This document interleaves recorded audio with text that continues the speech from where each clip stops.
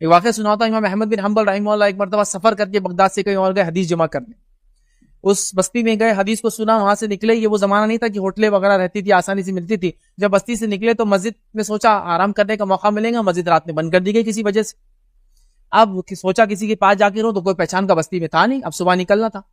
اسی مسجد کے سامنے ایک انسان تھا جو تندور میں جو ہے بریڈ بناتا تھا.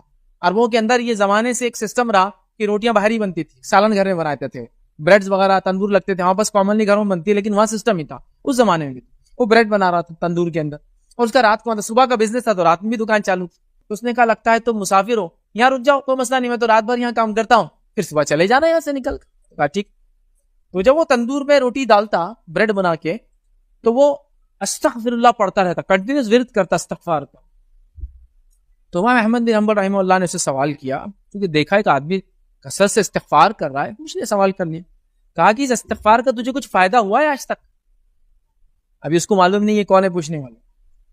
تو کہا بہت فائدہ ہوا. کہا کیا فائدہ ہوا؟ تو کہا آج تک ایسی کوئی دعا نہیں تھی جو میں نے کی اور قبول نہ ہوئی.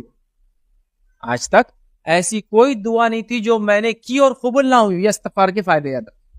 تو کہا اچھا، سوائے ایک دعا کے جو ابھی باقی ہے. اور ایک دعا کیا ہے؟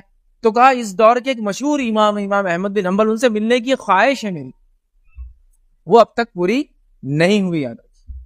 تو انہوں نے کہا کہ میں ہی امام احمد بن حنبل ہوں، اللہ نے وہ خواہش بھی اس کی پوری کر دی. تو استغفار کے یہ فائدے ہیں کہ اللہ تعالیٰ ہر وہ بات سن لیتا ہے جو بندہ کرتا ہے.